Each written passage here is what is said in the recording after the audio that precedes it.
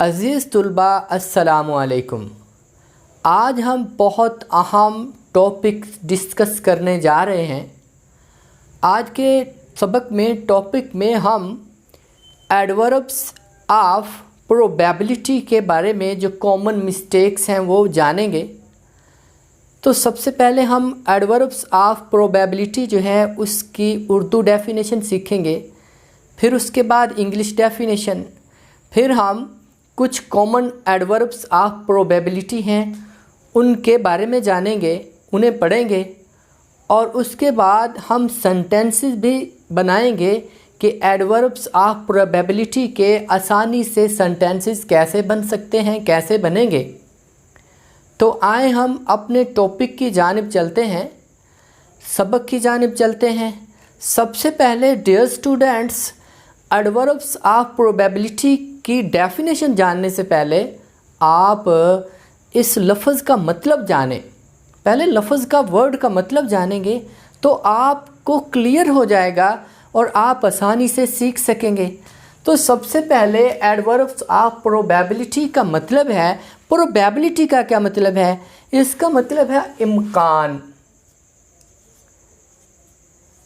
इम्कान, इम्कान, उसके बाद गुमान, इम्कान, गुमान, एहतमाल, एक और इसका मतलब एहतमाल,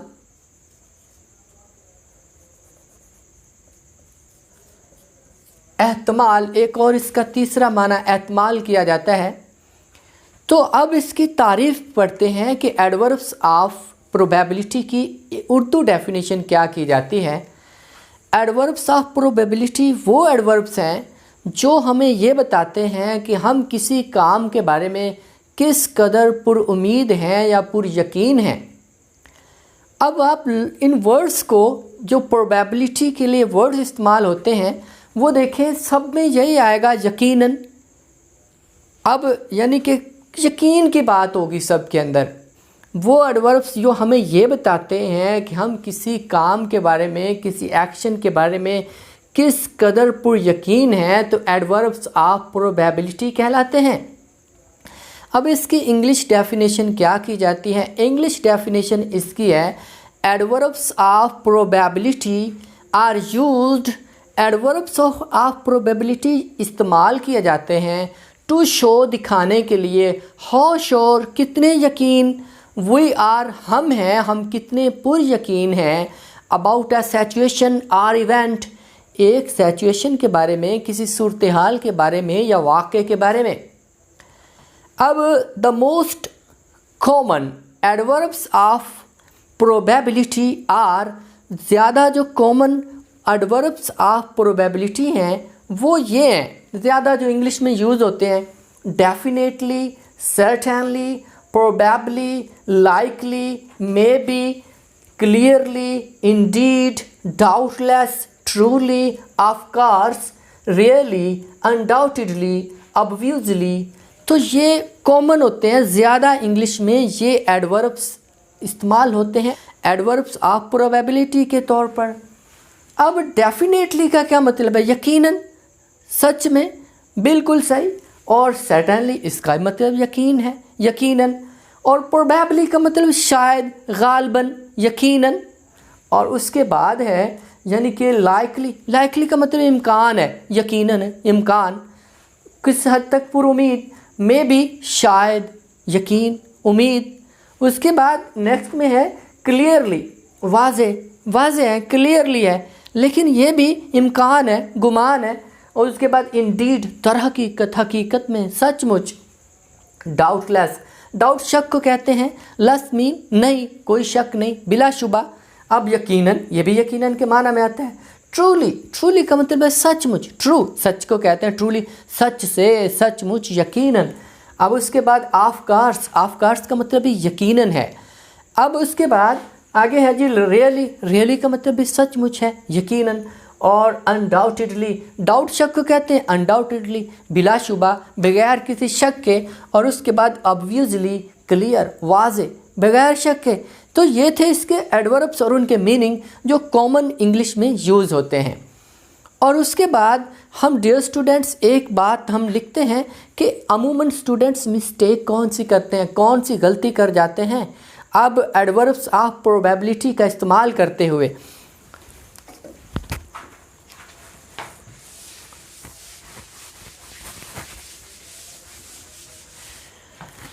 अब मैं आपको ये बता देता हूँ कि मिस्टेक कौन सी होती है। Perhaps and maybe are used at the beginning of a class and a sentence. Perhaps और जो मे बी हैं ये अमूमन बिगनिंग में ऑफ अ सेंटेंस, एक सेंटेंस के शुरू में या जो है एक क्लास के शुरू में आते हैं। अब देखें, अब इसके जो सेंटेंस के एक, अब यहाँ पे एक मिस्टेक कैसे करते हैं मैं आपको बता देता हूँ। He will come, he will come perhaps। अब perhaps एंड पे ले गया, they had gone, maybe they had gone maybe। अब जब मैंने he will come perhaps ये एंड पे ले गया, आखिर पे सेंटेंस के ले गया, तो they had gone may be, वो शायद चले गए हों, जा चुके हों। जब मैं आखिर पर ले गया तो ये गलत हो गए, इनकरेक्ट। अब इनको करेक्ट कैसे बनाना है, दुरुस्त कैसे करेंगे? देखें, सबसे पहले हम ये शुरू में ले आएंगे perhaps. Perhaps he will come, तो यूं ये दुरुस्त होगा, परहैप्स ही विल कम, शायद वो आए। परहैप्स ही विल कम, शायद वो आए। दूसरा, अब उसके मे बी, शायद, मे बी शायद। अब उसके बाद दे, सब्जेक्ट, दे हैड गॉन, ये करेक्ट है। तो डियर स्टूडेंट्स, ये मैंने जो बात कही कि परहैप्स और मे बी ये सेंटेंस के क्लास के शुरू में आए तो दुरुस्त होते हैं, करेक्ट होते हैं। अगर ये आखिर पर लिख दिए जाएं तो सेंटेंस इनकरेक्ट होगा, गलत होगा। अब आए हम सेंटेंसेस बनाते हैं कि इसके यानी कि एडवर्ब्स ऑफ प्रोबेबिलिटी के सेंटेंसेस कैसे बनने हैं। और मैं आपको एक और बहुत अहम बात भी बताऊंगा। तो अब हम इसके सेंटेंसेस बनाते हैं। सबसे पहले फ़िक्रात, एक दो फ़िक्रात तो मैंने बना भी दिए हैं, अब हम मज़ीद सेंटेंसेस बनाने जा रहे हैं। तो डियर स्टूडेंट, सबसे पहले एक फ़िक्रा लिखते हैं। अब इनको मैं आपको यूज़ करके बताऊंगा और बताऊंगा कि कौन सा जो है ना कितनी उम्मीद के लिए क्या इस्तेमाल होता है। सबसे पहले लिखते हैं जी दे, सब्जेक्ट इसका। कोई भी सेंटेंस लिख लें या आप बता दें, मैं लिख लेता हूँ दे। उसके बाद दे हैव लिख देते हैं, दे हैव। उसके बाद आगे एंड पे gone out, they have gone out. ये मैंने जगह छोड़ी है, यहाँ पे मैं जो है इस्तेमाल करूँगा एडवर्ब्स ऑफ प्रोबेबिलिटी। देखें, they have definitely,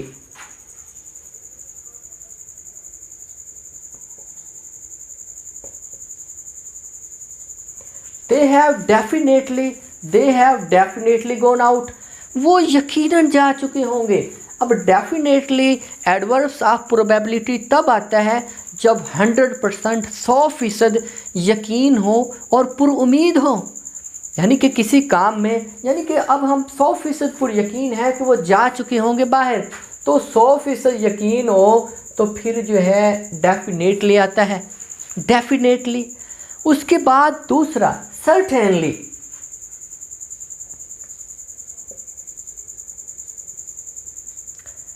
तो स्टूडेंट्स अगर 90% उम्मीद हो, यकीन हो कि वो जा चुके हैं, तो अब उसके बाद 90% हो तो सर्टेनली इस्तेमाल किया जाता है। They have certainly gone out, वो यकीनन जा चुके होंगे। उसके बाद बारी आती है प्रोबेबली। अगर जो है प्रोबेबली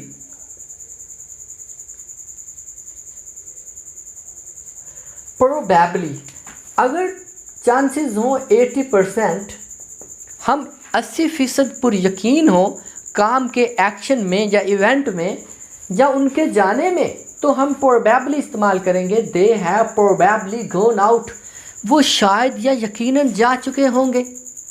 प्रोबेबली मे बी को यहाँ लिखेंगे, मे बी सबसे पहले यहाँ आएगा may be they have gone out, शायद वो जा चुके हों। मे बी परहैप्स जो है वो भी शुरू में आएगा, परहैप्स शायद, दे हैव गॉन आउट वो जा चुके हों। कब यहाँ पे लिखते हैं clearly,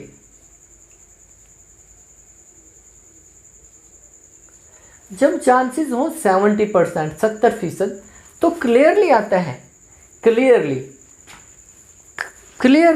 they have clearly gone out, वो वाज़े है, क्लियर है, साफ है कि वो जा चुके हैं बाहर। क्लियरली। अब इंडीड,